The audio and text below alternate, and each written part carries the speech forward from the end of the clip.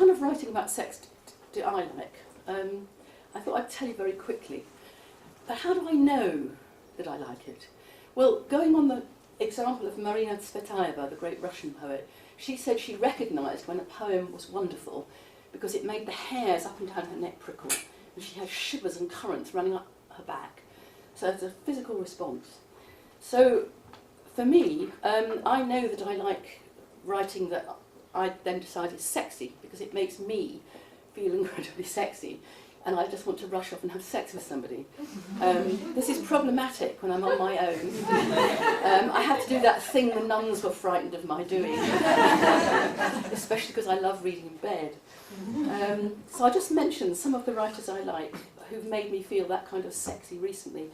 Ali Smith, chapter 1 of Hotel World, a body and soul of a dead woman get reunited in a grave. It sounds totally macabre, but it is a kind of lesbian scene.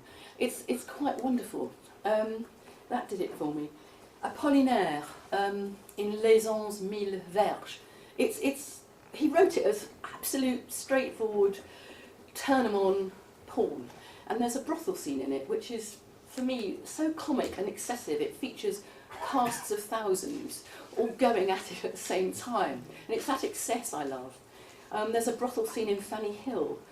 Whatever you think of what's going on in that novel, the brothel scenes are extraordinary. So clearly there's an appeal to some wish to be a female exhibitionist in me that I'm allowing to come out in fantasy when I read those novels.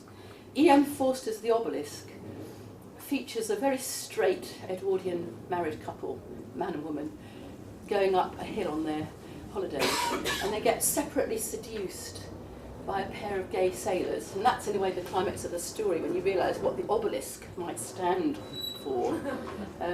It's brilliantly comic, and again I think I'm recognising in myself a love of the comic when reading about sex. And then lastly I'll just mention Colette, one of my heroines, who takes sexuality back to the mother very often. And she writes very beautifully about how her mother used to come and snatch her out of her bed in the middle of the night if there was a thunderstorm coming. And she'd whirl her up the stairs and plunge her into her own huge bed and wrap her round. It's incredibly sensual and erotic, this embrace of the maternal body.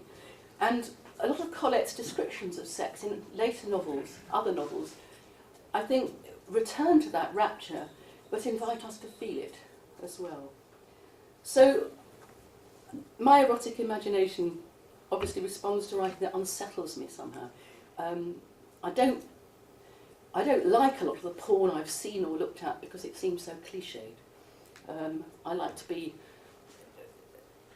put on the back foot, on the wrong foot. I like to be turned upside down and shaken. And I like work that works by suggestion very often. Of course, that leaves plenty of room for the reader's imagination. And I like comic excess.